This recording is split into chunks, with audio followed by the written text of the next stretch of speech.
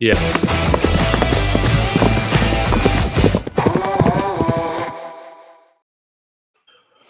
Well, that was not supposed to happen. Well, here we go. Broncos country. What is going on? Do we beat the Chiefs? The NFL is in shambles. Chiefs kingdom is crumbling. And a Broncos country riding high. I mean, stock up all of Broncos country. Mark and hopefully Kodiak will be joining later on. So, going to be Jeremy and I here chopping it up for a little while. But y'all be sure to like, subscribe to the channels. Links in the description. Let's get started. Oh, and shout out to Kalshi as well. Use the code DTB. Get $10 bonus once you start trading. We'll get into some of the AFC odds later on in the show, man. But shout out to Kalshi for sponsoring the show. Jeremy, sorry for my long-winded intro. Dude, how are you feeling, man? We beat the freaking Chiefs. Yep. The two people that predicted it last week are the two people talking about it right now. No. Dude, okay, because of my short-term memory, bro. I forgot you did? Well, no, I forgot that we had people on Horsepower Hour picking against the Broncos. What is this? Well, this, man? Yeah, I mean, I think they were just like, this is going to be a tough one. They had a lot more to, they're a little more desperate than we were, but I felt like we were, with all the negativity that we had heard coming off that Thursday night game, I just had a feeling, and Sean probably throwing some stuff out into the ether, I just had a feeling this team was going to respond. We owed them one from last year, and now I feel is just a good time to do just like a quick recap of like State of the Union. We're on our bye week, and we just beat the Chiefs. This is the first time that we're well ahead in the division, all these things, right? It feels kind of like a culmination. And I just want to do a quick recap of how we got here, because it's been 9 years of AFC West losing, of dominance by the Kansas City Chiefs. It's been 15 years since somebody other than the Chiefs or the Broncos have won the division. But yeah, it will never be the Raiders or Chargers. It just never will be. Let's hope. But yeah, okay. Quick recap. January of 2021, Elway hires George Payton to take over as the general manager of the team. June of 22, the Walton Penner Group buys the team. January of 23, the Penner Group hires Sean Payton. We will forget about the quarterback and the coach before that will remain nameless. And then after Penner hires Sean Payton, April of 24, the Broncos and Sean draft Bo Nix. Those are the four pillars of your franchise. And they were in 21, 22, 23, 24. And the latest edition, 2025, the Denver Broncos enter the bye week 9-2, the Kansas City Chiefs at 5-5. And here we are. It's unbelievable. It's crazy that we're in year 3 of the Sean Payton era, and we're at 9-2 right now, man. We're at 9-2. This doesn't happen. This doesn't happen, man. And I know that, man, there are some teams that get real quick, or good real quick, but I was not expecting this, man. For 3 years ago, to say that we'd be in this position right now, as 2 years ago. Oh, yeah. I never would have thought that. So I had to throw on the faux Von Miller jersey. I normally wear the official stuff on the stream, but screw that, man. I had to wear it in honor of Von, dude, because our defense balled out. It's the best defense we've had since 2015. Yep. And he would be proud that, hey, we finally beat the Chiefs, man. And, dude, Chiefs Nation or Chiefs Kingdom, dude, it's been awesome. It's been awesome seeing the reaction. I want to talk about that here just a little bit, man, because there's been some great shows. I was getting on Chiefs Concern in a video I did earlier today. I went and watched their stream. Very entertaining, guys. Go subscribe to them. If you don't agree with everything they're saying, they got a great show. But, man, they're like, Chiefs are a better team, man. they're saying the Broncos going nowhere. That's what a lot of the people in the comments are saying.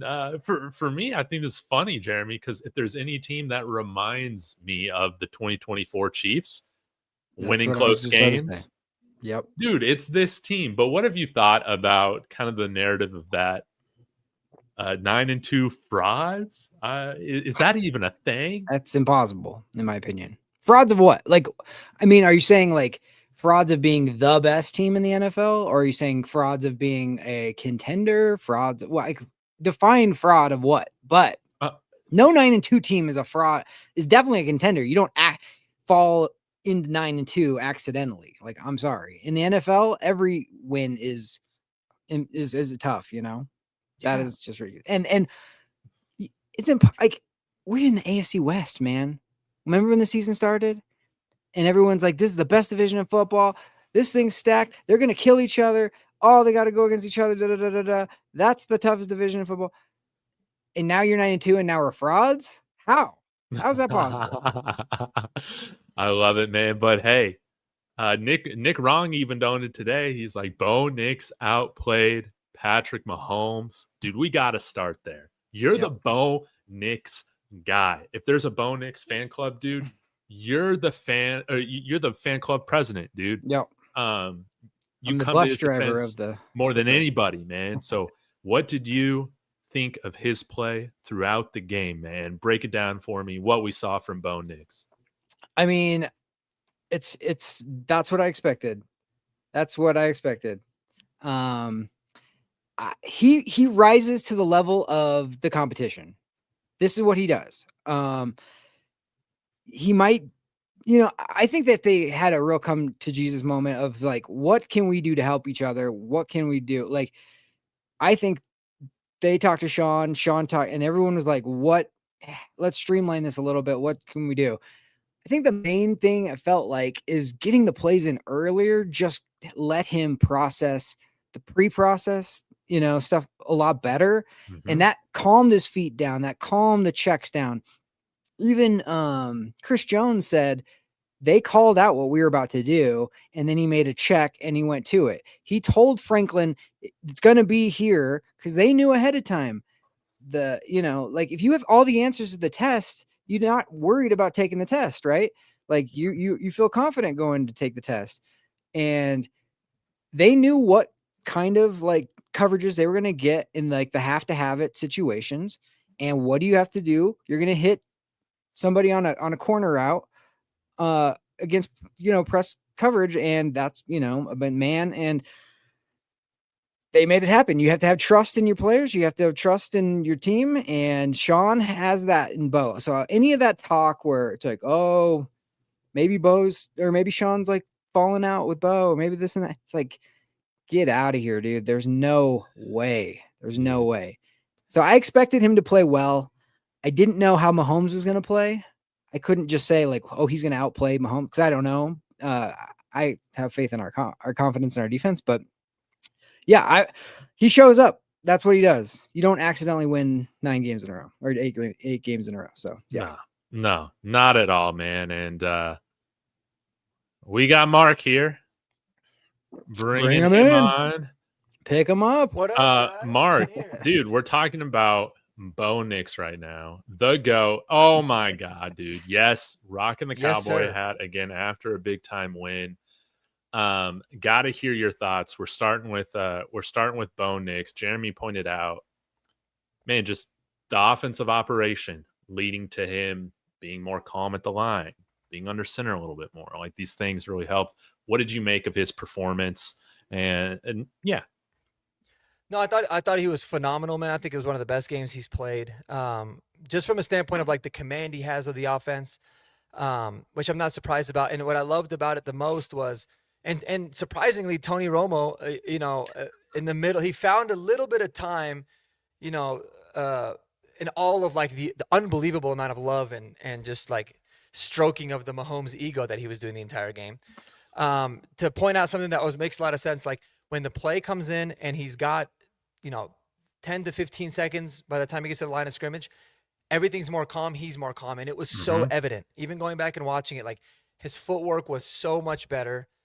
His eyes were matching his feet, like he wasn't rattled, and he was amazing, definitely accurate, super clutch, things that you can't teach. So I thought he was phenomenal, man. I thought it was a great game, and you can make the argument he's played Mahomes twice in his career, and he's outplayed him both times. So that's pretty good, pretty damn good. He absolutely has, man. And to me, man, it's been funny to see all these Chiefs fans saying Bo Nix sucks. This team sucks because, again, I think that we're built in very similar ways. And hey, this might not be the Mahomes that you got maybe 3-4 years ago or so. This is a team that can win ugly or that can win tough defensive matchups. But I did want to give Bo Nix huge props on this. A lot of people don't realize this. Pat Mahomes, the guy with the arm, right? The guy who can make every throw. 1 of 6 from over 20 yards for throws over 20 yards. Bo Nix was 5 of 8. He was 5 of 8 from deep. We've needed that. Once we get Jalen Waddle, man, it's going to be game over for the NFL instead of Troy Franklin. But, hey, Troy came up in the second half with some huge catches as well. And it was great to see. But, man, I love this team. I love Bo Nix. How can you root against a guy like Bo Nix? 9 game-winning drives, guys, already in his career. 9 game-winning drives. You have to say about Patrick Mahomes' stats. The guy is regressing. He has to be. He has to be. If you're overthrowing people and you're that inaccurate deep, you're regressing. I mean, that's what it is. I'm sorry. And that was always the weird narrative. Like, I was like, dude, there's a lot of things to be critical of Bo this year. Like, I think there really were some things to be critical for, but people worried about like the deep balls. I'm like, guys, you don't realize, like, there's so many NFL quarterbacks that miss on deep shots all the time. I know. In fact, Mahomes is always like he's missing on deep balls way more often than he's not. The thing is that people remember the big ones that he hits. Yeah. Right. I mean, it's just a common thing. Like Steph Curry misses a lot of threes. People don't realize that. But then when he starts to hit 3 or 4 in a row, all of a sudden they forget about it. So of course. There was some things that I was concerned with and thought he needed to clean up, but I wasn't worried about the deep ball throws. I mean, he's shown that he can do that. Yeah, man. Yeah. But I have wondered because you kept Mahomes in the pocket. Granted, he was scrambling when he threw that interception to Jaquan, right? McMillan.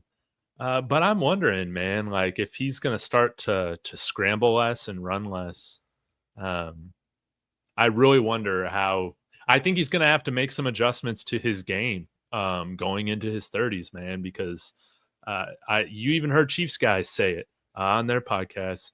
He might need to evaluate it because I don't know if you can still be playing the same game you were playing at 26 as you are now going into your 30s, man. He had some throws in that game yesterday. That and what should have been the pick 6 to Jahdae Barron, dude. I was just shocked that he would even attempt those throws. Yeah. I don't even know what he was doing. He like lobbed. The first one that was called back was literally just like a lob. It was like, here you go, with nobody but Jaquan. It was really weird.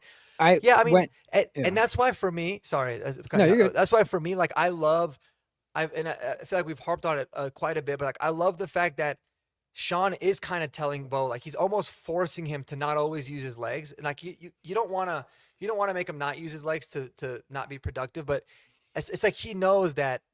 Listen, the sooner that you're a really, really good pocket passer, the better it is in general, because then regardless of the state of your health, where your body's at, how old you are later on in your career, like you always want to be able to beat people in the pocket. That's why I feel like Tom Brady, all he did was get better as he got older, and Peyton Manning too, because they just became deathly from the pocket. And it's a really good point. I mean, I think Mahomes is still really good from the pocket, but you can see that teams are trying to eliminate him him extending drives with his legs.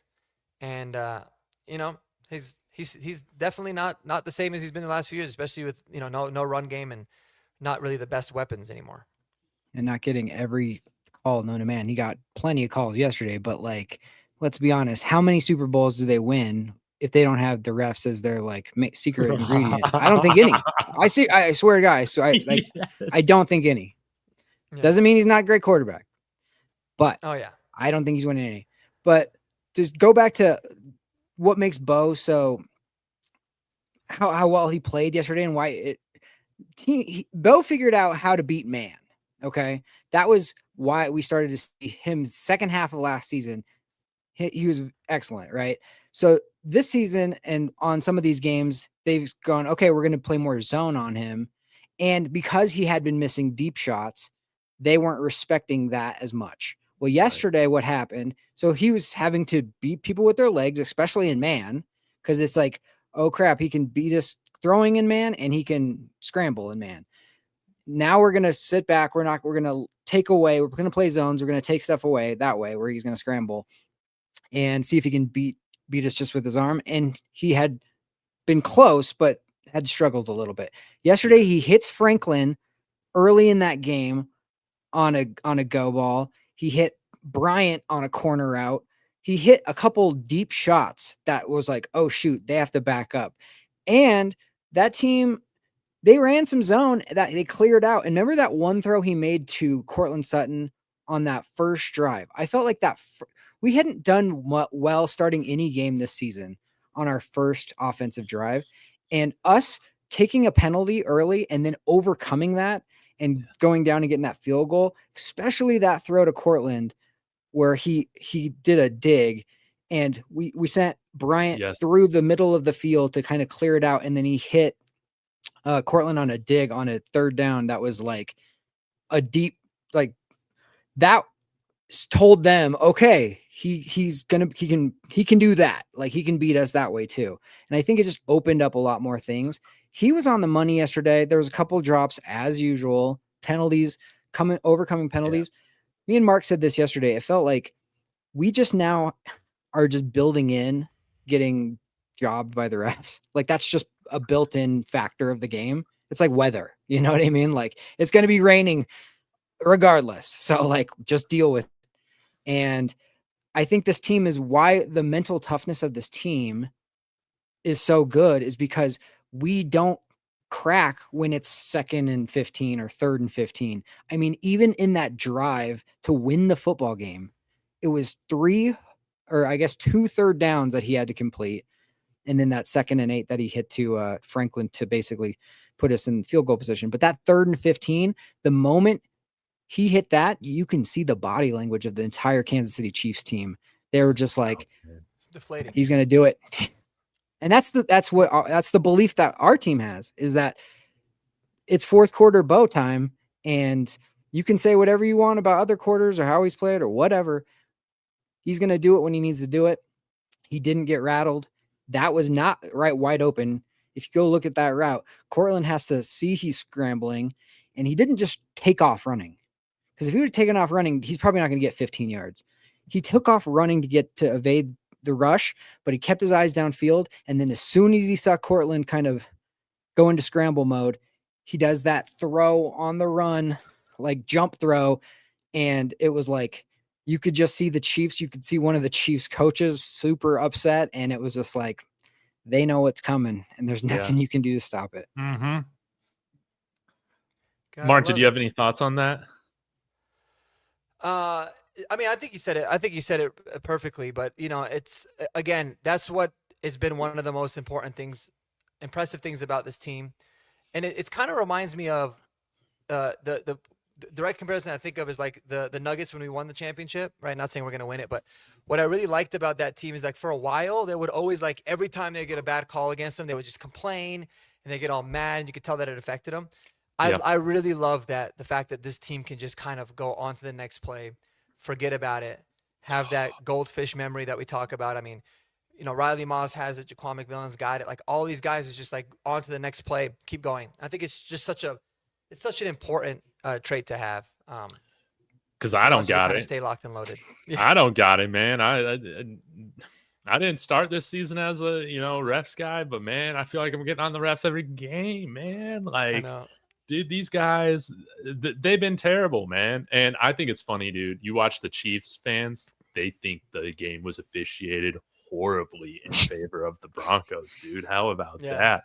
I'm glad someone else caught a clip of one of their receivers false starting in the game yesterday too. Man, I wanted to but my hit. thing is, it's like, dude, now you know how we feel. Like, you're Right. getting a taste of Yes. your own medicine. You don't really like, okay, you can be upset about it, but now you understand this is what we've been trying to say for years now. It sucks, huh? And it only happened to you guys like once. So Yeah, right, you right. deserve it. And they still got 80% of the calls, like, or the non-calls. The non-calls is what really did it to me. Dude. Like, they were basically tackling Nick Bonito out there. And it's just like non-call. Like, what do you want him to do? That was what was just Dude, he absolutely needs to driving wear me his helmet loose. That's what he needs to do.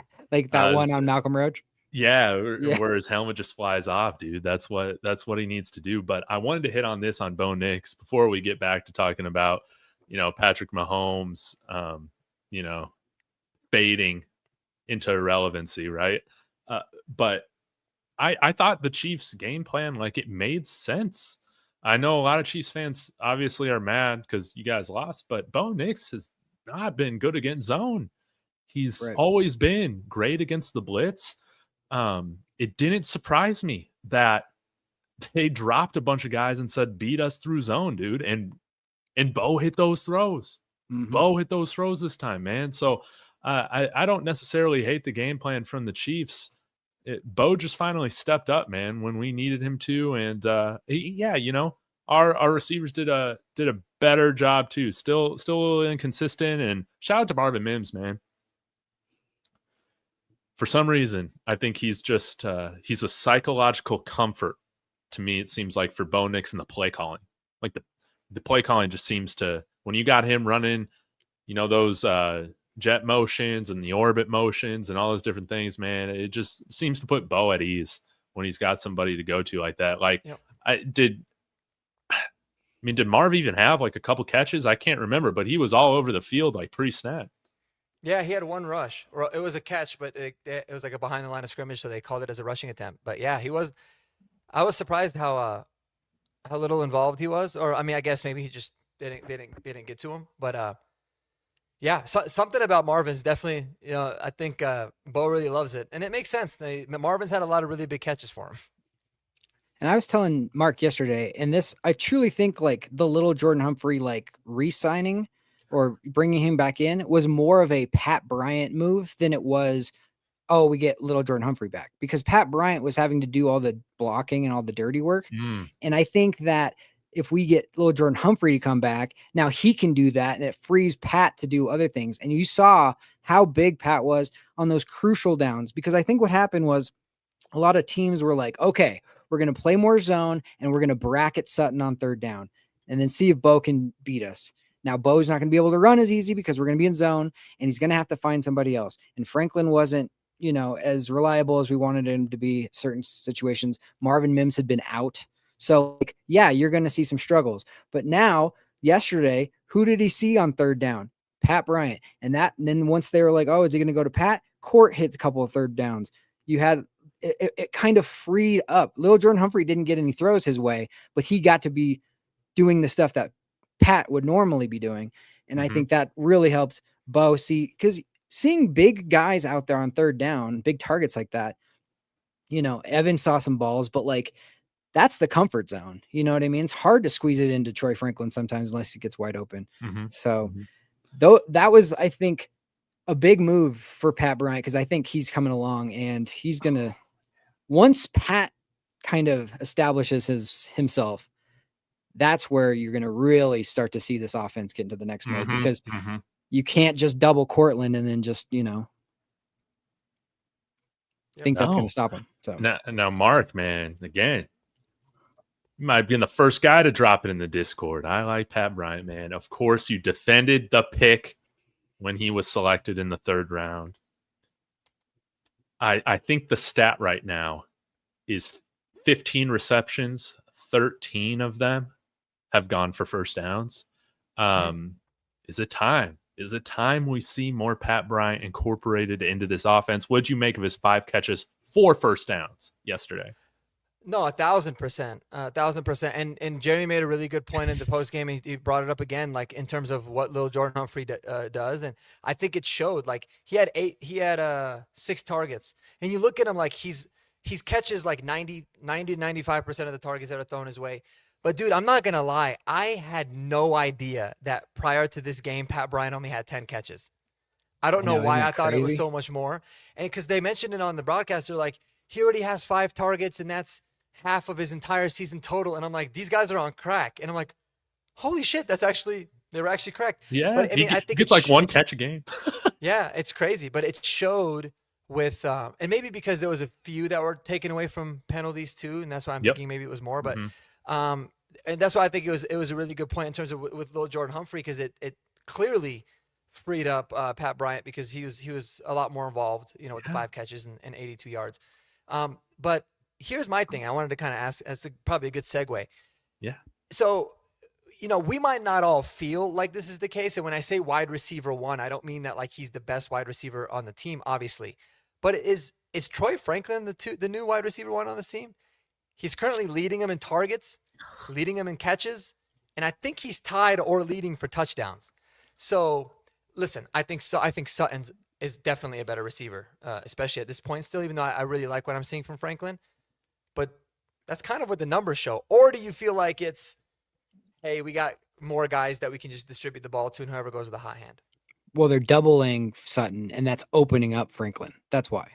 Mm-hmm. If they were doubling Franklin, then Sutton would be getting all the balls. Because I just feel like last year, I remember, and obviously Franklin wasn't nearly as good, and we had Vele and all that. But like last year, Cortland Sutton would dominate the targets and the receptions. Like it was by a long shot, and that's kind of what Sean Payton's history is, of doing that. But it's pretty crazy that like through the first now 11 games of the season, yeah, I mean Franklin has 46 catches, Sutton has 45, and he has 7 more targets than Sutton does. So I'll say what do you this, think? man. Static saying absolutely not. I kind of agree with Static on this.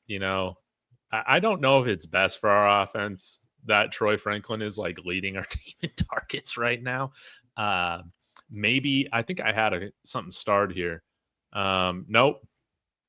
I thought I did, but someone mentioned in the comments how maybe Sean is trying to get Bo to like not rely on locking on to Cortland Sutton as much.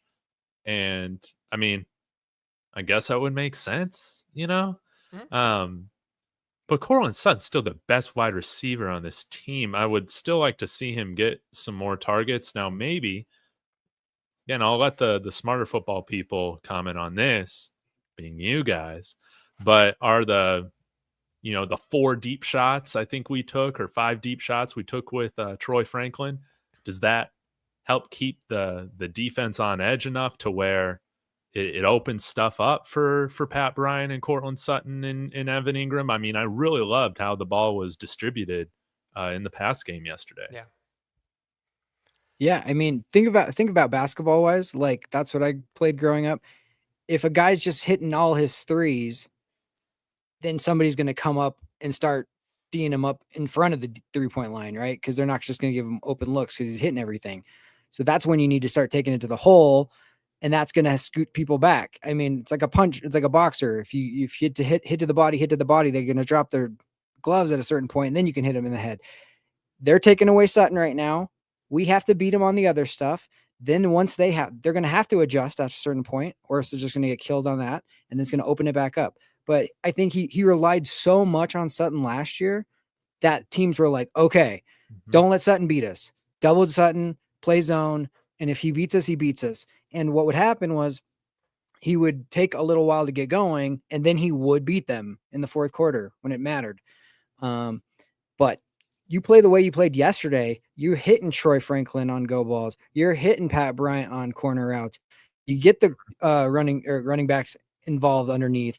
You hit Marvin Mims on something. Then all of a sudden, oh, Cortland Sutton's back. You know what I mean? And that seemed like what it was. So that's how you're going to have to do it. Mm-hmm. No, that's a really good question, though, Mark. Man, dude, imagine maybe Troy Franklin would have reached 1,000 yards this year if he just got better at those contested catches, man. Because if he can come down with, like, I feel like he can do it in the red zone. He's come down with some pretty good catches, some in traffic.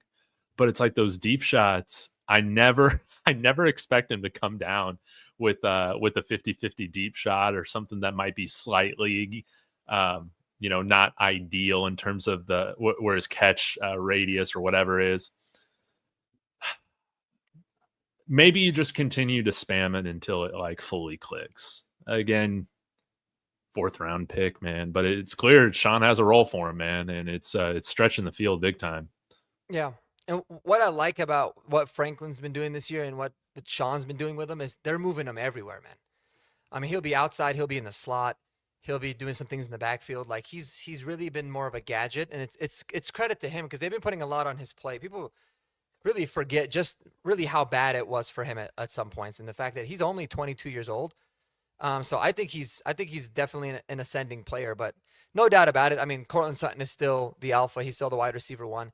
But it's so nice that you got other guys making plays when Courtland's getting doubled, because in the games where Courtland doesn't get double teamed, you feel like he's going to eat. But it was just crazy. I mean, to see he's the leading in touchdowns, leading in targets, leading in receptions. The only thing he's not leading in right now is yards. So I think he's leading in drops too. I think he's leading in drops too. Definitely, he's got to be. It got to be, dude. He had 2 yesterday. I don't know if PFF gave him both of those, but 2 of them I felt like he should have come down with. I agree. But Mark, you said that you felt, and I totally agree. I think by the end of this year, or maybe by next year, like I think Franklin might be. I know you're getting the most targets right now, but like as far as impact plays, I could see him being like wide receiver 3, because Pat Bryant is just going to get more and more. He's more dependable every single time there's that 3rd down and I need somebody to catch something and I know where it's going to be. I need you to catch and then still get 3 or 4 more yards. That's Pat Bryant. Like Franklin is so far on our team. He's the guy that gets the most separation, and Bo is the most familiar with him. So that's why he's seeing so many balls, for those 2 reasons. But man, you just give Pat Bryant a little more seasoning and then you open up court a little more, like then it's just going to be pick your poison. And that's where Sean wants to go. Sean wants to be the Saints, where it's just like, whatever coverage you guys have, we're going to bring in the right personnel and we're going to just pick the matchup we want. And that's where we're going. And it has nothing to do with number 1, number 2, number 3. It's just all about matchups. Yep. If he can just become Kenny Stills, man, I feel like our offense is going to be humming. Yeah, there were a couple. The way he broke press, man, on that long ball down the sidelines. Like they even showed up the close up on the TV. It was a thing of beauty, man. I mean, you love to see that. So, sorry, go ahead. What were you gonna say? Oh, I did want to read this for people just listening, but I really like this comment from Seth Oyd, and Jeremy echoed some of this, but Franklin's super young. The thing is, he's elite at getting open.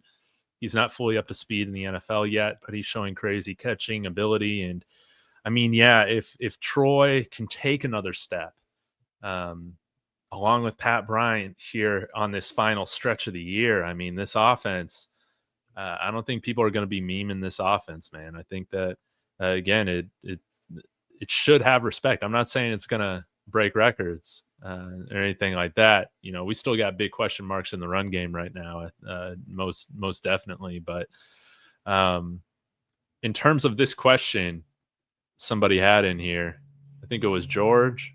No, Rodney. You know, do you think it was wise to move on from Vele? I do. 100%. For the price, and again, for the purpose of developing some guys with higher ceiling, being Pat Bryant and Troy Franklin. Yeah, it was a short term, always going to be like a little bit of a struggle just because he was a reliable receiver for Bo. But I think that was a long-term move. And now where we're sitting at 9-2, like, of course you're going to be like, that was the right move. We got draft capital and all the guys are, I mean, if we had Vele, would Bryant be where he's at right now? You know, like he'd be one more step down the depth chart. And now he's just coming into his own right at the right time.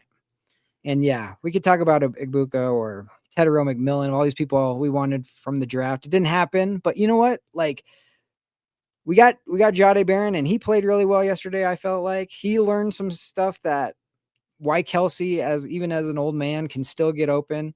He's learning those little tricks, but he should have had a freaking pick 6, and the refs wiped it off the board. I was so upset about it, but didn't matter. We all know. We all know. Yeah. Well, Luka Evans, I don't know if you guys saw Luka Evans' tweet today. I had seen it earlier. I should have sent it in the Discord because it was crazy, but he said Vance Joseph might have a tight end stopper in Jahdae Barron, and then he put up his play where he absolutely locks Travis Kelce down, him down. And there was a couple more after that. So yeah, he got beat on that one play. He's like pretty upset with himself, but man, he's like the physicality that he showed. He's kind of got some nastiness to him. Like when you hear him talk, he's like the nicest guy. You kind of like how can you not love this dude? He's like such a good person. Yes. But he was getting all up in Travis's face and yapping a little bit. But I thought Jahdae Barron was awesome, man. And listen, it's not all because of him, but dude, we used to be a team that would get absolutely demolished by tight ends, and that's been significantly better this year. Yes. Absolutely. And the one thing I noticed so much rewatching that game was even when they threw to Jahdae's side, but it wasn't his man, he was so fast at dropping his receiver and then going up and making a tackle and aggressively coming up the field and making a tackle, where like people like Singleton, some other people, they just kind of plant themselves and wait for the receiver to run to them. He doesn't. He's like, oh shoot, go get that guy. And he hunts him down, and he'll what could have been a 8-yard gain is now only a 3-yard gain because he's so fast to it. And that is such an underrated stat like that he does. And I don't know if people are appreciating that. It's not just coverage. It's just being a football player, being a defensive tackling machine. Seth Oyd coming in here saying, how about Jaquan, man? Barron isn't getting that role in our D for a while. Our secondary is freaking stacked. And I think Jaquan, he's a restricted free agent this next year.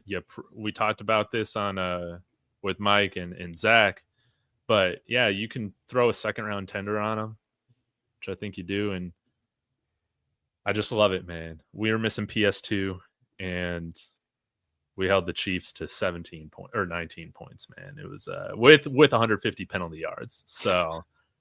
Without PS2, a team hasn't scored 20 on us.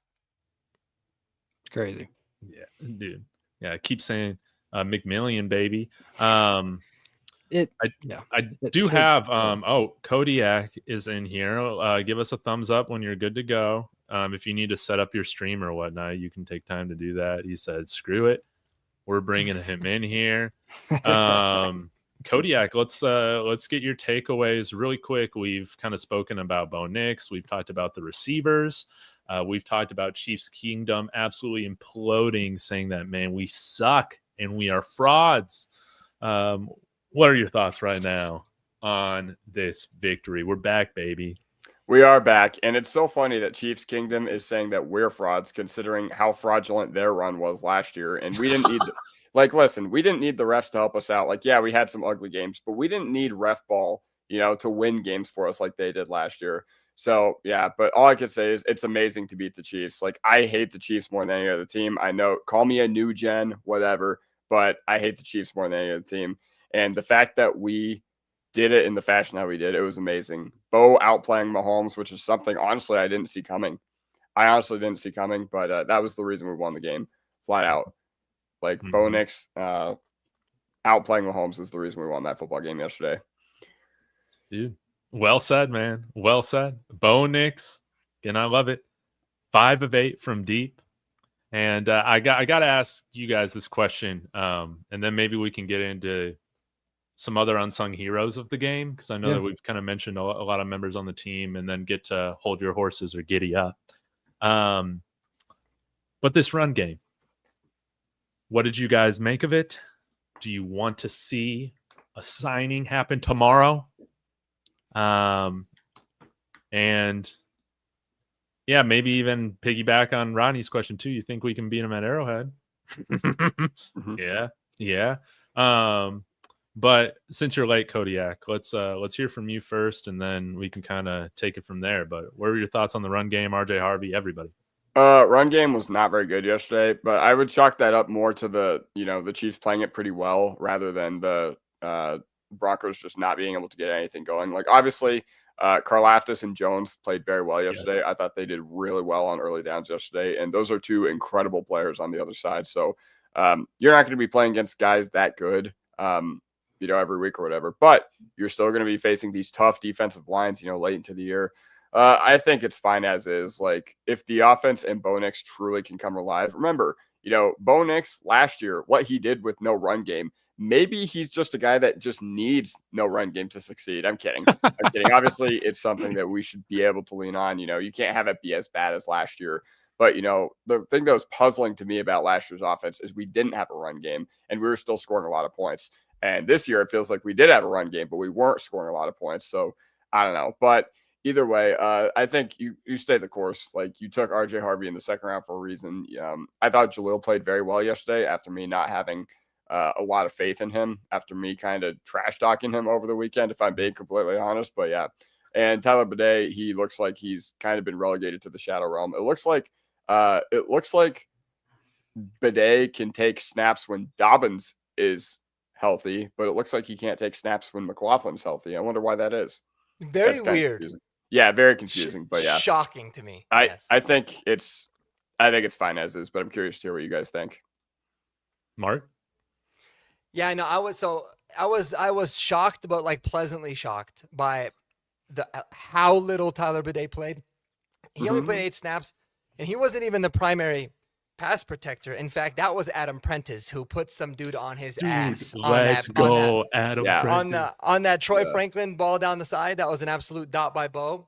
Does not happen if Adam Prentice does not absolutely pancake the guy. So I love to see that. But I was pleasantly surprised because my biggest fear was that Sean was going to go down the whole like 3 running backs, even though all he talked about last year was how much he hated to do it.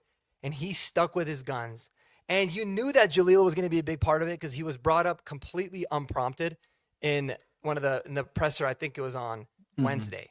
And they were just like, talking about the run game. And he just, without even saying, he's like, I know Jaleel's chomping at the bit and Jaleel's going to get going. So I was like, oh, that was a big tell.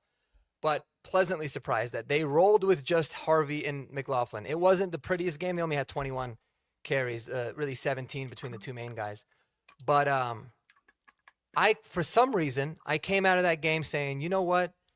I want them to get a full chance. I don't want to worry about bringing somebody else. And you want to bring someone on the practice squad, like, break glass in case of emergency, fine. But let's roll with RJ Harvey and Jaleel McLaughlin and give Adam Prentice some carries too, man, because that block was a thing of beauty. Dude, and he's been nice in the pass game. I think, did he have a couple catches yesterday? He also had a couple tackles, I want to say, on special teams, dude. Adam Prentice is like one of my unsung heroes now of like the season, man. He has been impressive. And yeah, maybe you give him a few more carries, maybe not out of shotgun, but maybe he can be our own Mike Allstott. But yeah, so sorry for interrupting, Jeremy, man. What do you think we do with this running back situation? Yeah, I think the stats kind of didn't show the full scope of that. I felt like we ran the ball better than the stats looked. I know there was definitely a few plays that we got tackled in the backfield or whatever, but for the most part, I thought RJ and Jaleel ran hard. That touchdown run was just, that one play encapsulated this season for the Chiefs and for the Denver Broncos. It was a matter of two teams going, toe to toe and saying who wants it more. And it was the Broncos. It was a tug of war that we were not going to lose. And Jaleel just happened to be up in the air in the middle of it. And it was just like, we are not going to lose to you guys. We're not afraid of you. Bo Nix had the best line in the post game saying, some people say if you're scared, go to church. Ain't nobody scared on the Denver Broncos about the Kansas City Chiefs. That's been proven a couple years ago. That was proven last year. It's been proven yesterday. So I just like the fact that I think they ran a lot harder than it looked. Prentice, yeah, we talked about it. I felt like he was going to be in the pass pro, and man, if he's back there, I trust him, because that one block was just insane. Sick. It was like a bouncer from a club. He stood over him too. He hit him with the Ed McCaffrey like point almost. It was dope. I loved how hard the guys ran, man. And I know, again, they're not thumpers, dude. They're not bruisers. But Jaleel came in and ran hard. And yeah, RJ, I was surprised in some of his short yardage as well, man. Again, it's not going to show up on the stat sheet. But I was as impressed as you could be with the run game that did not perform well against the Chiefs. But I will say this, man. Yeah, absolutely sign somebody to the practice squad. That's what I want to do. That way you're not tied to any of these guys on the 53 straight up from the get-go. That's not how it happens with running backs pretty much anyway. So please, for the love of God, sign a veteran running back to the practice squad this week. Dude, if we have one of our other guys go down, dude, we are in serious trouble. Dude, we are we might be one hit away from Deuce Vaughn seeing the field. Now, not to say Deuce Vaughn sucks. I love Deuce. Yeah. But Deuce Vaughn has some limitations. But maybe he can become our Darren Sproles with enough practice. We'll have to see. And guys, I totally forgot yesterday to shout out Frank Crum, man. Absolutely. How about that, man? With same distance, a 35-yard field goal too at the end of the game, and this time we blocked correctly. But Frank Crum, dude, he kind of changed the momentum a little bit because he changed the calculus. We could settle for a field goal there at the end. Any other thoughts on Frank Crum and kind of how he changed the whole game blocking that thing? I told Mark yesterday, it felt like the Giants game when of course we got a freaking phantom DPI on Riley Moss, as of course we will. That should be like the other team's game plan at this point. If it's third and long, it is. Just heave it towards Riley Moss. It is their game. Make some bull crap up, get the first down. That's anyways, the Giants score a touchdown. Jackson Dart punches it in. There's 30 some seconds left, but then they miss that extra point. And all of a sudden they went from being like, ooh, look at us, we just took the lead, to, oh no, something bad's about to happen. And when Frank Crum made that play and kept it a 3-point game instead of a 4-point game, now you only need a field goal to tie it up instead of a touchdown. I felt the same exact feeling of y'all just messed up. Like you made a mistake. We're going to capitalize on that. It's going to come back to haunt you. And the other guy that we have not shouted out, and honestly, like besides Bo Nix, player of the freaking game, big nuts Lutz, with Big Willie style, dude, that 54-yarder was so clutch. I mean, the game winner was clutch, but that one should be, right? It's down the middle. But that 54-yarder, after they screwed up on the call right before that should have made it like a 51-yarder or whatever. No matter, no problem. I got it. 5 field goals, and everyone was just money. Like Sean Payton, it's just like we've talked about this before, but the fact that he had a different kicker every single year to start out his, tenure as a head coach. And then as soon as he finds Will Lutz, he's like, this is my dude. And it's that belief in your players that they want to perform for you. I mean, I feel like, last week or 2 weeks ago, against Houston, when he's yelling, Will, right through, and then he gives him that little smirk, and I was like, no other coach is yelling at their freaking kicker right before the biggest kick of the game and just joking around with him, except for Sean Payton and Will Lutz, because they just have that bond to him, and it's paying off again and again. He was money, and we needed all of it. How about Crawshaw too, man? Couple huge boots to help flip field position. Again, shout out to Chief Concerns. I really enjoyed their post game shows, but yeah, they'll talk about how this team is just so much more talented, than the Broncos or their team. But man, when I'm looking at their special teams, dude, Marvin Mims, Jeremy Crawshaw, Will Lutz. You don't get a better trifecta than that, really, man. And special teams was a huge factor. I think we talked about this last week, how we needed a plus impact from special teams in order to have a win. And they just came up huge in so many ways, man. Bought us some points for sure. Yeah. What's crazy, from 2017 to 2022, whenever we would struggle against the Chiefs, I feel like special teams was always a big part of that. I feel like our special teams was just thoroughly outcoached. Brock Olivo, Tom McMahon, just all Dwayne Stukes, all those horrible special teams coordinators. They were all so bad. And last year, I felt like it was really a changing of the guard in our specific matchup, because I remember last year throughout the game against the Chiefs, like I did a full battle, or a full like video on the special teams battle of the Broncos and the Chiefs in Arrowhead last year, like in the middle of the year. And we were winning. We were very, very substantially winning the special teams battle throughout the game, until obviously we're not going to talk about what happened at the end. But yeah, once again, this is you got to find any way you can to get an advantage over the Chiefs. And it feels like, I don't know, it feels like they're not really locked in on their special teams right now. But at the same time, with us struggling all year long, it felt like Darren Rizzi really took this mini bye to, capitalize on some stuff. And yeah, I don't know. I sent it to you guys in the Discord. I said Alex Forsyth played on field goal protection yesterday, and talk about a redemption story. Beautiful, man. Yeah, shout out to Denver Trav. Go follow him over on YouTube, TikTok. Denver Trav, get some receiver gloves to go with that Hufanga jersey, because if you do that, maybe Hufanga actually catch one of these interceptions that he has in his hands week after week after week. That's the only. I have no complaints about Hufanga, but man, he could have had like 7 picks this year. It feels like, dude, he always seems to have one. As a captain, he needs to be on the drugs machine. Come on now. That's why he's a DB. He can't catch. You don't care. Yeah, if he could catch, he'd be playing offense. Oh, this is reminding me, guys. How could I forget? You know who isn't dropping those 50-50 long balls? A.T. Perry. Oh, God. Facts. He's 100% on long balls. Dude, exactly, dude. Get A.T. Perry in this game. Come on, Sean Payton. Who's the first of you guys to get the A.T. Perry jersey? The bootleg. It's got to happen. Dude, if he catches a touchdown, dude, yeah, I'm definitely getting You're one. going to do it? All right. Which, by the way, really quick, got a segue before we get into well, first off, do we have any more unsung heroes before we get into hold your horses or giddy up? I got Chris Abrams drained, dude. I just felt like he played a really good game.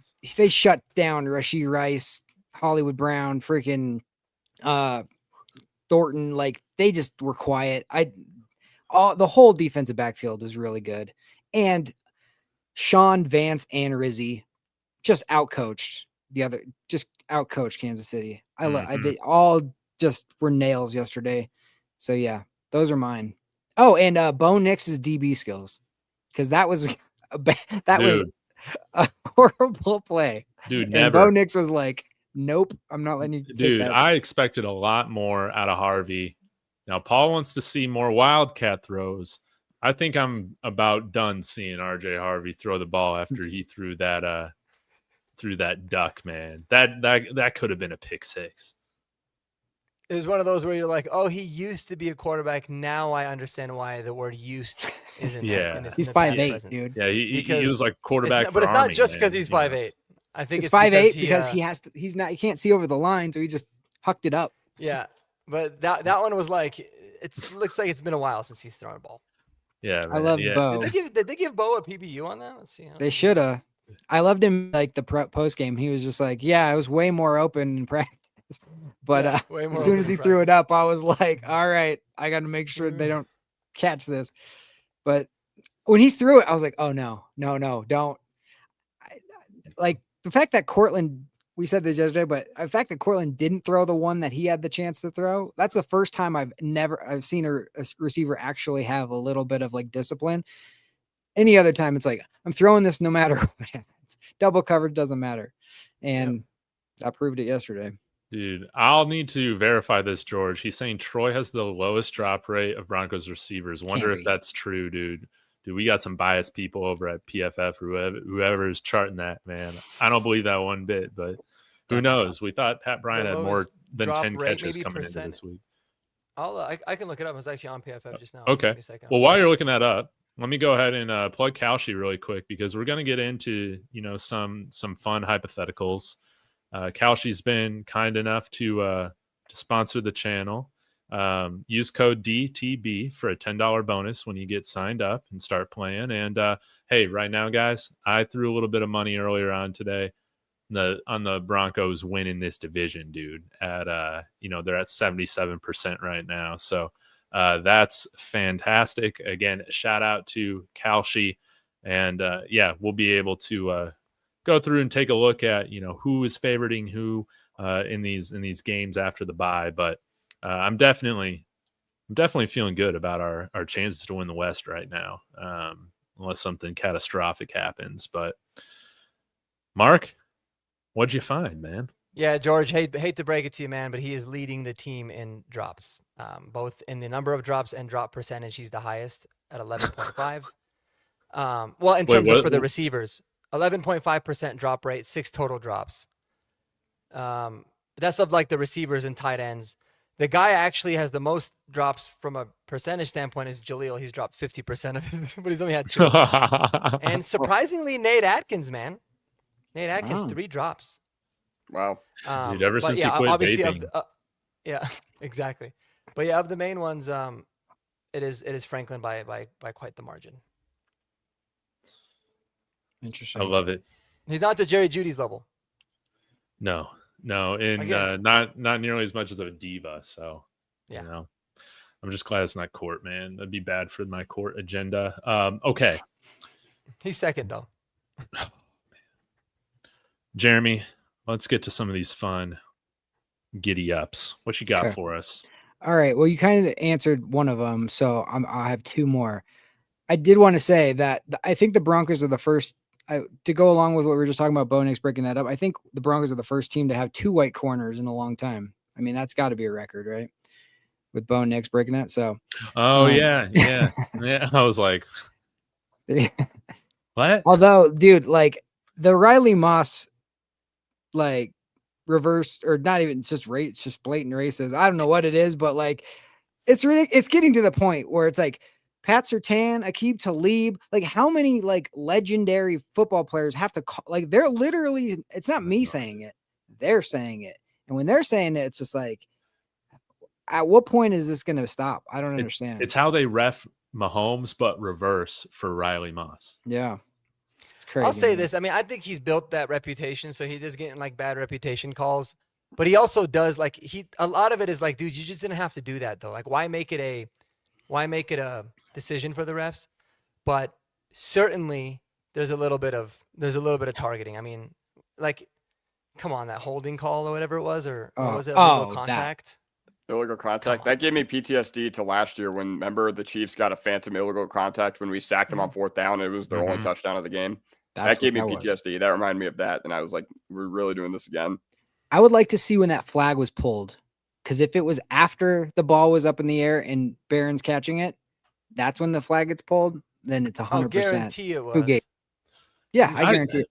I'm just not a fan of those calls ever being made when they're completely away from the play. Yeah, that's the thing too. And I don't mind a little hand fighting. Like I don't mind some of the non-calls the Chiefs DBs had on our guys, man. If football is a physical sport, but that was soft, dude. That was such a soft illegal contact call, man. And George is saying they were holding Troy all game. They had a hand wrapped around his waist. They did it to Evan Ingram. Yeah. And then that phantom bullcrap Palczewski hold after he like almost lost his shoe call, where he like tried to reach out and grab the guy and the guy completely like swiped his hand away, but still got called for a holding penalty. I'm like, he literally couldn't even hold. Like he was trying to put his arm out and he got swiped. Like how is that? Like that's the most non-hold I've ever seen. He like didn't even make contact. It was crazy, but again, 3rd and 15 doesn't matter. We'll find a way. Yeah, we'll block their field goal, block their extra point. Whatever. We'll do what we got to do. We'll keep the short memory. Okay. I'm going to, so one of my questions we covered, the giddy up or hold your horses. The Broncos running game is currently in good hands. I think we kind of went through that one. Mm-hmm. So let's go. Anybody who wants to take this, let's go. This game will prove to be the pivotal moment in the future. Future is the key word here of the AFC West.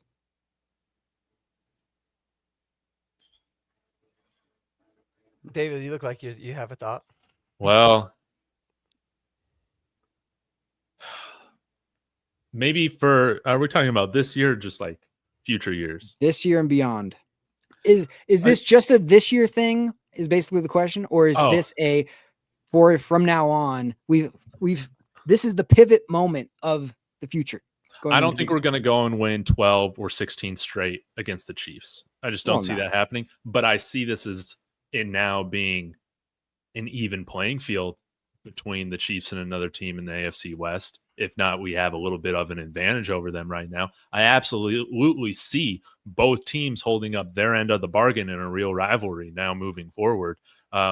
The Chiefs, again, I don't know where this narrative came from with so many Chiefs analysts, fans, reporters, that this offense and that this team is somehow more talented and better than some of the teams that they've had in the past. You're throwing to Tyquan Thornton and the Ghoul Kareem Hunt. Like, Hollywood Brown is not good anymore. Like, they're going to be able to reload. They're like, they might be down this year, but they're going to be coming back. But it really just depends on if they're able to put enough pieces around, Pat Mahomes. And I mean, their defense is still playing really, really good after losing guys like Justin Reed, and I think they lost another DB as well. So I'd say, like this last year, you knew we played them hard, but we couldn't get the job done with the starters on the field. Now we know, like, man, this is a real rivalry. And hopefully, man, this game in Arrowhead gets flexed to Sunday night. Well, it's on Christmas Eve. It's on Christmas Day already. Yeah. Oh, okay. Perfect. Hopefully it's like as least impactful as possible, so we can all enjoy Christmas a little bit. I agree. That's one of the main reasons I was happy yesterday. Yeah, I agree. So you're saying like this doesn't necessarily tip everything to us. It just pivots them away from the reign of the Chiefs is now over, and now it's just level. That's what you. Yes. Okay. Yes. Although with us having a rookie quarterback scale contract, I think it does put us at the advantage. But I mean, the Chiefs, even though they're 5-5 or whatever they're at right now, they're still a team that I still very much respect. And it's because they have a very good defense. Yeah. And I think we're gonna have a question coming up. I'll use that as the third question. It was one of Mark's. You guys have any, Kodiak, Mark? Do you have any thoughts on that? So I do. I would say I hold your horses on this one. The reason I say that is because I feel like that game was last year. I feel like that game was last year in Arrowhead when Bo Nix outplayed Mahomes once again, and it took an all-time special teams disaster for us to lose that game. And credit to KC for making that play, but that's what proved to me that wasn't going to be as easy for the Chiefs going forward. And the AFC West is going to be pretty tough. Like, I don't imagine the Raiders are down forever. He rebuilt Seattle like that almost. So, I mean, for the rest of the year, they're toast, whatever. But I can't imagine the AFC West is going to be like just, us and the Chiefs going forward. Like, obviously, the Chargers could still make some noise. Not to be like a Herbert apologist or anything, because that's not what I'm trying to say. But I think the reason I disagree is because I felt like the game was last year. I felt like it was in Arrowhead last year. And we just proved it today, yesterday. It just further cemented things, in my opinion. Mm-hmm. I agree with you. I think the ball knowers, people who actually watch the game, know that was the game that we overcame them, like, mentally. But like the national media will look back and say it's this game. Yeah. We knew after how we played them last year that was such a turning point in us just not being scared of anybody, dude. Ever since that game, dude, we have just not played anybody scared. Hey, Colin, welcome. You are a Broncos fan. You're at the right place. Subscribe to all the channels. Links are in the descriptions. Okay. And we also got Pats fans in here and a Jake Plummer apologist. Love it. Love Jake Plummer. I wouldn't say he's one of my guys. I love Jake Plummer. Yeah. Love Jake. I love the fourth. He's like the fourth best ever. But I was going to say he's in the top 5. Hey, how about, I mean, with how we got Bo, with how Sean got Bo going, with more under center, more bootlegs, looked a lot like the Jake Plummer offense, man. And I think that it does, like, we just made the game a little bit easier for Bo this game around as to what we've seen in the past. So, sorry, Mark, we didn't get your take on this. I'm kind of with Kodiak on it. I mean, I think for me, I don't look at it like it's necessarily like a changing of the guard per se. I mean, I think for me, I look at it from a fan's perspective, and now it's like you don't have this fear for the Chiefs like you used to. Like over the last few years, man, it was just like you're exhausted of the Chiefs before you even play them.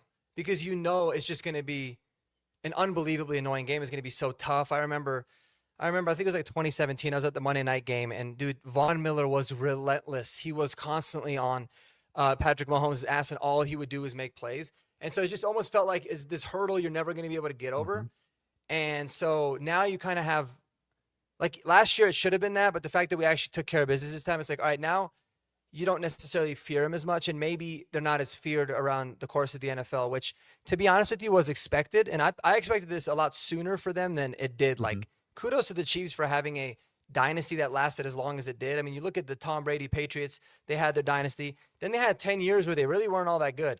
And then they had a second dynasty, because it's very tough to go through that transition. So I couldn't believe it, man. When I heard it, I was watching your live earlier, David, when some Chiefs fans were saying Andy Reid should be fired. Yeah, dude, isn't that crazy? Or they're sick of Andy Reid. Yeah, they think the game has passed him. Dude, that is the most asinine. Like, I genuinely, I hate the Chiefs, and I would love it. I would love it if Andy Reid. I'm having a celebratory. retired, do it. got fired. Do it. Yeah. Agree. I would love it. But are people out of their minds? Andy Reid, Yes. if he's done so much for Kansas City, if he wanted to coach until he's 110 years old, he's coaching. I don't care if he goes 0-16. Like, he's earned that. And so that's insanity. Like, do they just forget what the hell they just did for the last, they've been in 4 championship games in a row? Dude, again, they think Crazy, bro.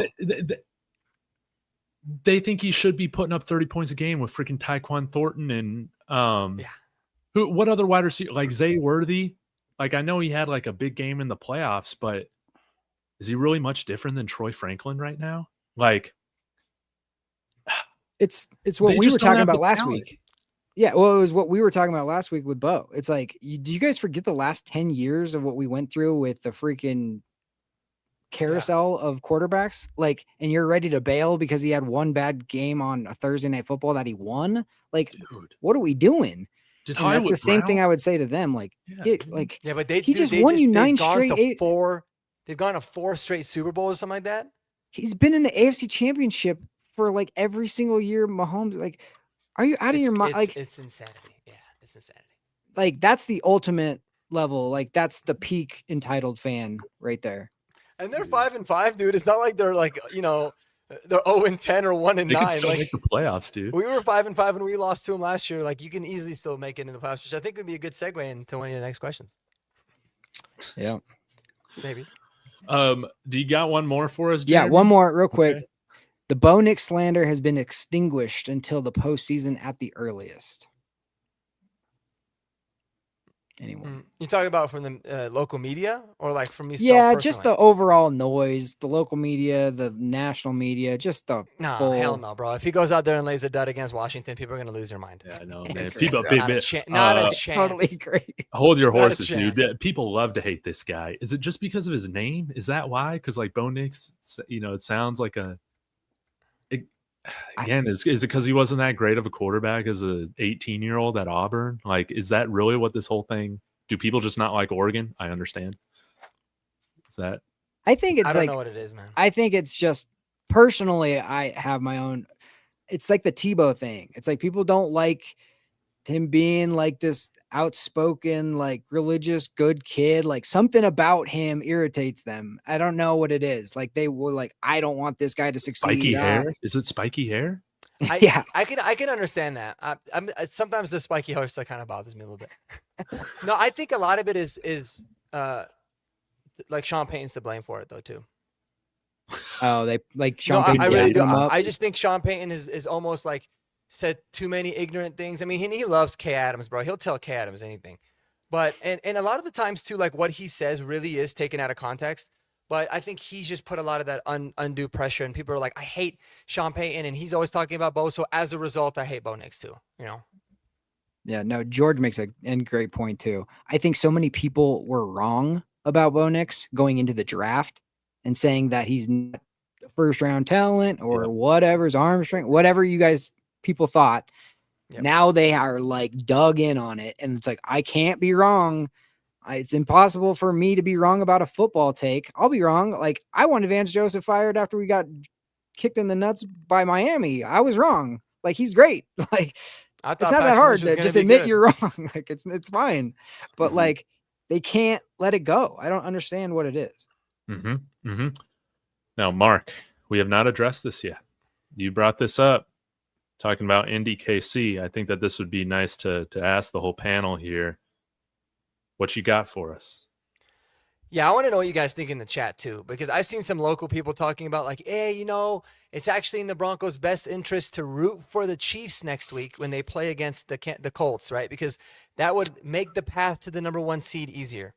And I think that is absolutely insane, because 100 times out of 100, I would rather go to Indy and play Daniel Jones and Shane Steichen in Indianapolis in a playoff game than have Patrick Mahomes and Andy Reid come here to Denver. Absolutely, 1,000%. I'm rooting my ass off for the Colts. I am praying to God that the Chiefs do not even make the playoffs, because if we're the 2 seed and we got to play the Chiefs at the 7 seed, talk about the anxiety. No one wants to play this team. They might not be the same Chiefs as they have been for the last couple years. But one thing that you do know is that in the important games and when the playoffs start, they're almost impossible to beat, man. And just go look at Patrick Mahomes' record in the playoffs. It's insane. So yeah, I don't know where that narrative is coming from. Like, I'll take my chances that the Colts will lose some games down the road as Jonathan Taylor cools off, but not a chance in hell am I rooting for the Chiefs. No way. Dude, Cody, that's such yeah. a lazy radio host take, in my opinion.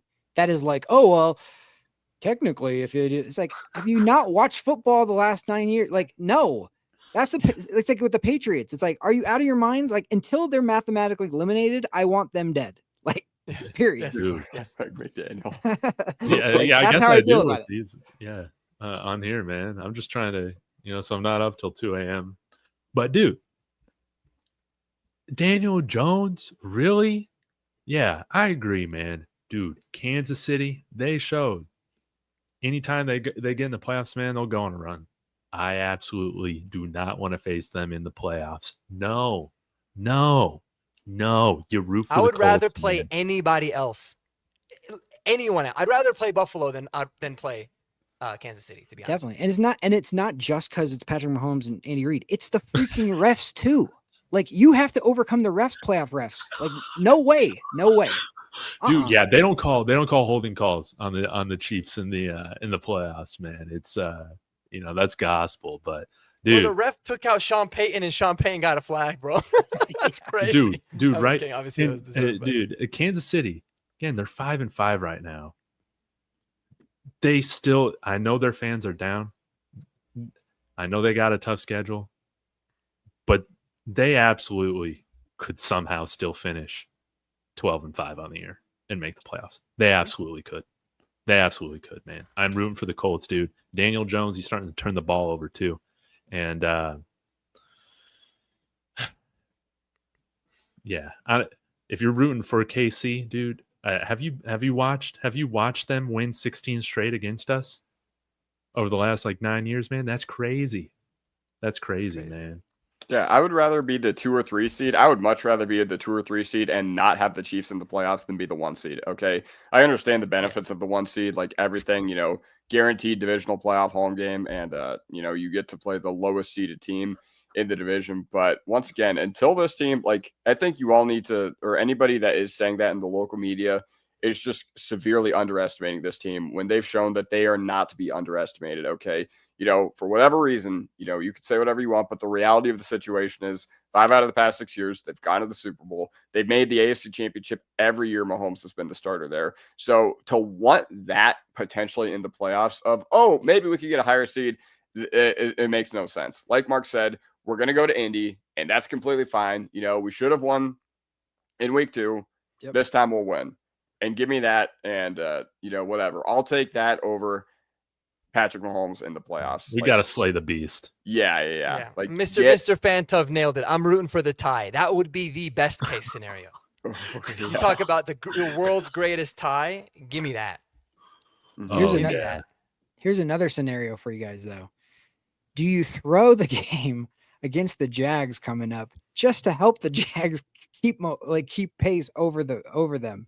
If it was the last game of the season, let's say, and Let's Well, say we're- it would get you the first. Okay, it would get you the first seed. It's you and the Colts for battling for the number 1 seed. Okay, you Mhm. win the game week 18 against the Jags to get the number 1 seed. But if you lose the game, you get the number 2 seed, but it knocks out KC. What do you do? I think at that point, you got to worry about yourself. Like at that point, you got to worry about you. That being said, I don't think anybody would be having any qualms because it would be so stupid if you went to if you had to go to the AFC Championship in either Gillette or Lucas Oil and they were the 1 seed and you lost a very winnable game that you probably would have won on your home turf. Like at that point, you got to worry about yourself. But I get what you're saying. I get the logic. dude, if we lose to the Jaguars, dude, it's over for us, man. Dude, that is a team that we absolutely need to beat, and we should beat even if we try to lose. That's how bad Trevor Lawrence. They just smoked the Chargers. Dude, I know. Yep. Chargers Smoke. gonna charge, dude, but Yeah. they're That's going a from good- West Coast that- to East Coast. That's the interesting thing. So if it was up to me, Jeremy, I would Yeah. be like, lose the game, screw the bye week. The bye I'm week with would be you, dude. that week. The bye I'm week with would be you. that week because none of my starters are playing. But I'm with I think you. it sends a really, really bad message. Like you Oh. cannot send a message that you're scared of the Chiefs to that extent.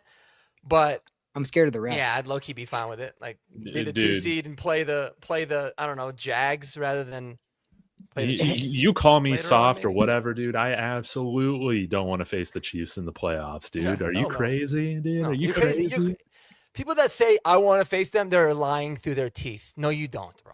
No, you Yeah. don't. man. Fear no man. Y'all afraid of KC? I'm afraid of those whistles that they got yesterday, and because that's going to get even worse in January. So 100%. Not letting Jaleel McLaughlin finish a play, dude. Are you They'll go- serious? They'll go full rigged, dude. They'll go full rigged.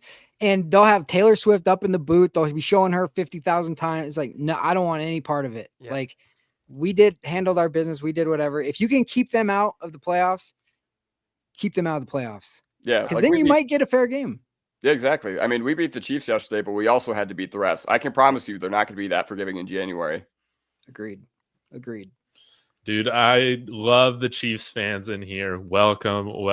You're fully, always welcome in Broncos country. And man, I'm just so glad we won. Are we treating this like we won the Super Bowl? Hell yeah, we are. Hell yeah, we are, because we have arrived. This is what happens when you're beat down by a dynasty and you're the better team finally.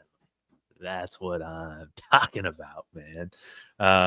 So yeah, dude, everybody's over. Dude, you can't take David seriously right now. He thinks A.T. Perry is the way. I'm not going to deny that. I'm not going to deny that, dude. We're undefeated, dude. A.T. Perry makes a 4-point difference against LA. Dude, yes. Hey, Pat, 1960. There you go. That was a nice moment. Mhm.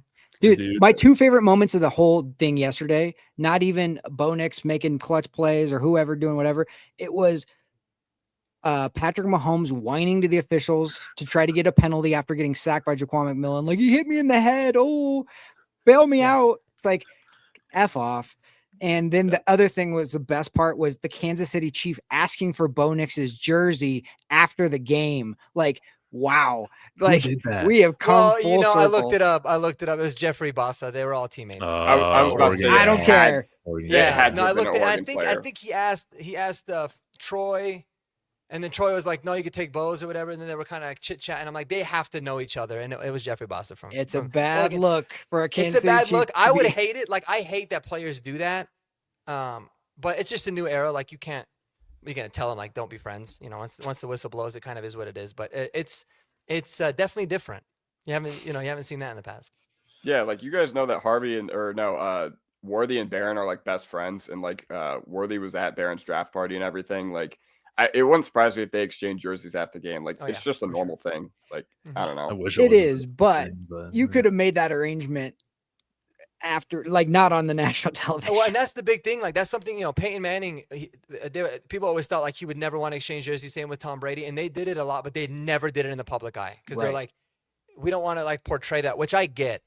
Yeah. But like, again, I also understand I that like like if that. I'm playing against one of my best friends, once the game's done, it's like you're back to normal life, dude. you know. Well, you can just ask him ahead of time. Be like, bro, after the game, send me your jersey. I'll send you my whatever. You don't need it to be like, They gotta hey, post we it for just the gram, lost a bro. huge They game. gotta post it for the gram. I know. I'm with you. I see both Yeah. sides of it. I lean more towards like where you're at with that, but Well, yeah, I enjoyed it also like- personally. yeah, Watching it a was Chiefs cool. player ask for our quarterback who just beat you's jersey. That was Dude, nice. Yeah. I enjoyed the fact that Travis Kelce is such a front runner, dude. Didn't even speak with the media. He was so upset losing to the Broncos, man. Dude, what a softie, dude. What a softie. I love it, man. He terrorized us for years. But man, when he loses, dude, he cannot handle it. He cannot handle it, dude. Hey, he's like Devin Booker, dude. Always dodging the mic. Never wanting to get on and talk when his team doesn't perform, man. I'm so over Travis Kelce, dude. Yeah, when you lose, keep that same energy, Trav. That's all I have to say.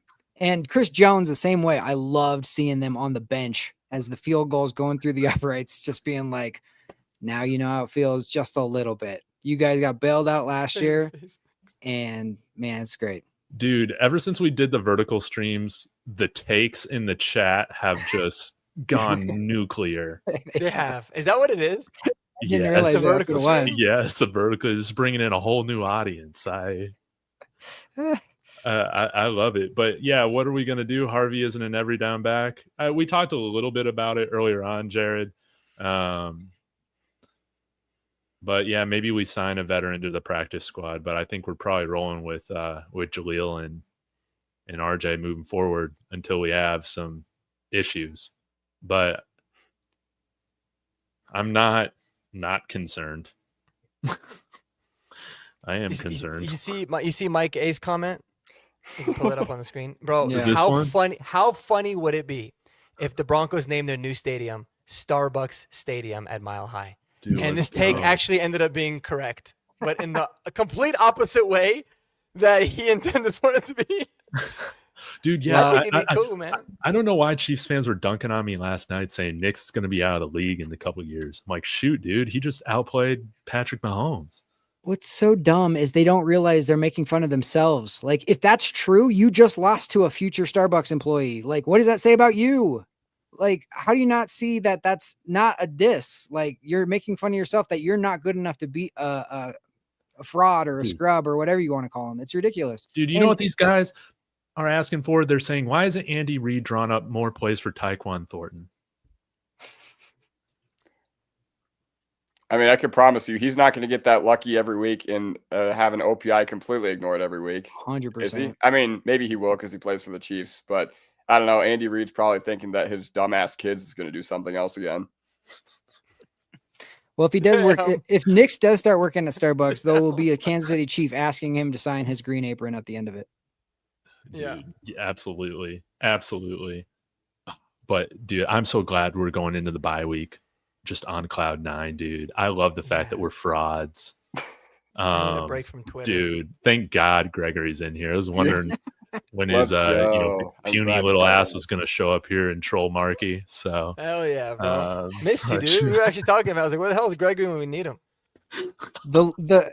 His photo in that is like he just did something really bad to you and you don't know exactly what he did. Yeah, he and commented on my videos, bro. That's and what you're he did. He looking started up at talking a him. little bit of shit. Yeah. You feel like you're like, I feel like I'm on the ground, like wondering what just happened. And then that's the person like looking at me. I'm like, oh geez, what it's the best. Yeah. I thought about that. I thought about you, Greg.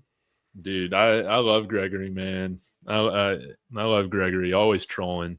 But if the Chiefs fans want my honest take, instead of thinking they should draw more things up for Tyquan Thornton, I think that they should be begging more for more Brashard Smith and Elijah Mitchell on the run game, because Kareem Hunt is not it.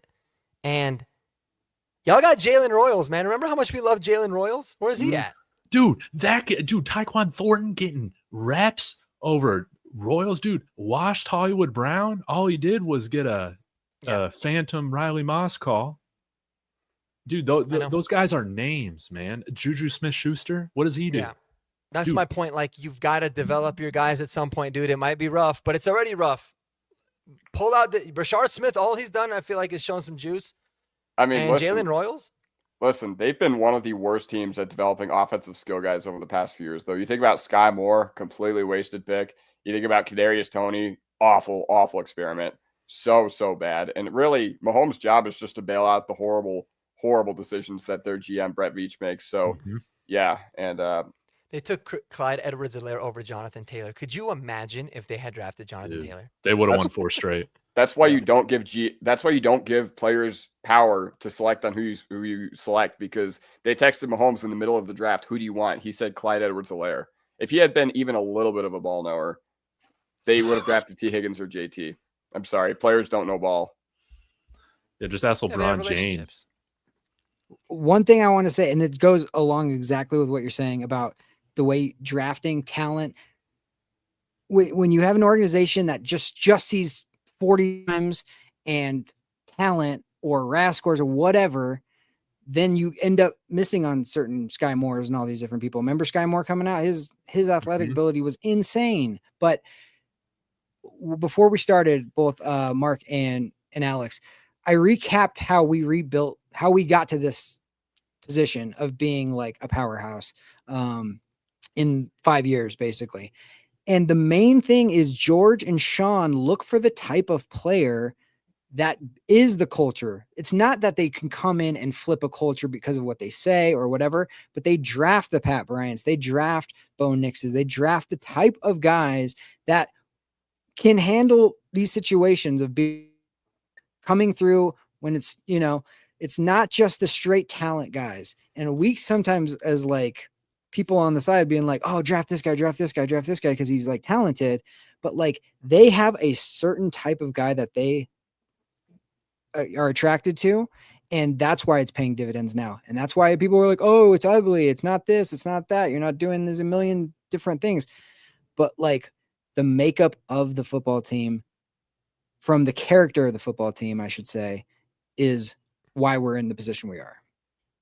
Maybe that's why they love to draft guys from like Texas or Utah, because those guys, like, they've been on good programs, but they've also had heartbreaking losses. They've never like won everything. And you know that they've had some seasons where they go through some struggle, or Oregon, right, with Bo Nix. I mean, it really could be a thing because, dude, you got to think about it. Like, I think Pat Surtain mentioned it once, or maybe it was Jerry Jeudy. Like, Pat Surtain, I think, from high school and college has lost like 3 games.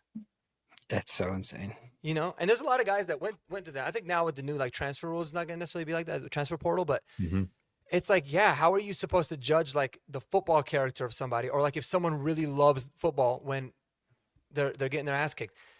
And so those are the things that make players like really good players in the NFL, in my opinion, is that like even when you're losing, even when things are tough, you love to play. I saw, man, I wish I wrote the guy's name down. I think you would have been proud of me, David, because I was watching some college football on Saturday, and I saw this kid. They were losing like 35-3. Forgot the team, and this like 300-pound lineman was hustling his ass off to make this tackle. And I was like, I don't know who that is. I was gonna look it up, and then I got distracted. I was like, I want that dude on my team immediately. I don't even know who he is, and I don't even know if he's good at football. But that's the kind of shit I'm talking about. Like, hell yeah, yeah, that guy. Dude, Desmond Watson, baby. Exactly. Well, and look at like the 2 position groups that we have that are supposed to be like the diva positions, the wide receiver position and the cornerback / DB positions. We have like the most least diva guys ever in those positions. And those are usually, and look at the Chiefs, they have those that's to the max for them. You know what I mean? There's only one room, there's only room for one diva in this organization, and it's Sean Payton, baby. Yes, yeah. I will be the diva. I'm the only asshole here, bro. No one's gonna out asshole me. Nobody will out asshole me. That's probably true. We keep our asshole in the building. They keep their asshole on a highway in Dallas, almost killing people. Yeah. Yeah, Kareem Hunt. Well, boom. I love that. Any other hot takes, scorching hot takes before we shut this thing down, man? Maybe if Taylor Swift would have shown up to the game, they would have won. I don't know, dude. Bear down, dude. It'd be pretty funny if they didn't make the playoffs this year and Taylor Swift divorces them. She like cut off the engagement. That was the thing that broke the camel's back. Mm-hmm. Yeah, she's like, you're a loser now. You can't even make the playoffs, you bum. Yeah. Well, cool. Guys, we'll shut this thing down. Shout out to the Bears. I love it, dude. They're winning the division right now too. Also, Dan Campbell, dumbass decision making yesterday. That was insane. Just not kicking field goals in a brawl game. But we'll shut this thing down. Guys, please go subscribe to all my friends. Jeremy over at Broncos Unbridled, Kodiak in the bottom left over at Kodiak Broncos, and Mark over at Marquee Sports. Real quick, let's go around. What content you guys got coming up? Shows, Kodiak? Well, if I just started doing this, so the past 4 or 5 nights, I have done a Broncos After Dark segment.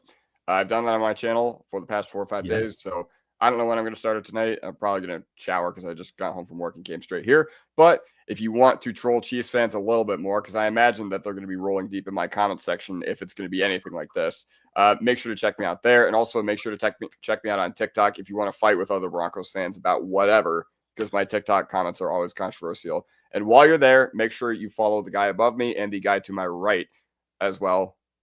Those guys are linked in my bio, and David and Mark. Thank you. Mark?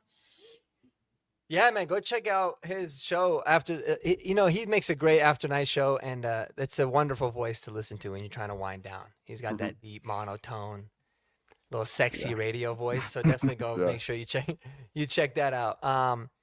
No, man, I don't really have anything on the schedule. I kind of want to do a little bit more film reviews now that we have the bye week, which is going to be helpful. And going through all that, I've cut up some clips and put them on the shorts. But no, really just the usual, man. Talking about the state of the team. Maybe we'll throw in some Avs and some Nuggets stuff as well, because I've been wanting to do that. I've been flirting with opening up a new channel or doing it on ours, but I really feel like there's a lot to talk about with those sports. But I hate and love the bye week at the same time, because I feel like it takes forever. But also it's like, man, we could all use the bye week. We could all use the bye week to just like chill out and actually, relax a little bit. So that's kind of what I'm going to do. That's great. Why are you rooting for the Colts? I'm a Broncos fan. That's why. Fuck the Chiefs. That's why. Yeah, exactly. Oh man, I love it. Jeremy, and will you be doing anything live this week, or just till the next post game? Probably not till the next post game, but or horsepower. Yeah. Next game is going to be obviously Sunday Night Football. We don't have one this weekend, but Sunday Night Football. I can't wait for that game, and I am going to be probably working on a new intro for the horsepower hour that I've been cooking up here. So. More AI madness. Yeah, I'm old school. I'm analog. I want to see Patrick Mahomes come out of a horse's butthole. Wow. I think Mike A would enjoy that. That's the opening scene. Like the scene from Ace Ventura 2 when he's coming out of the. Okay, I got you. Yeah, I love it. Well, guys, today's show was amazing. Thank you, chat. You guys were awesome. Not just the Broncos fans, but I mean everybody else in here. It was great too. So y'all be sure to subscribe. We'll be back again next Monday to preview the Commanders game, and hopefully dunk on the Chiefs losing to Kansas City. Losing to Indianapolis or tying. Let's hope. Oh yes, or tie. So until next time, guys. Go Broncos. Go Broncos, baby.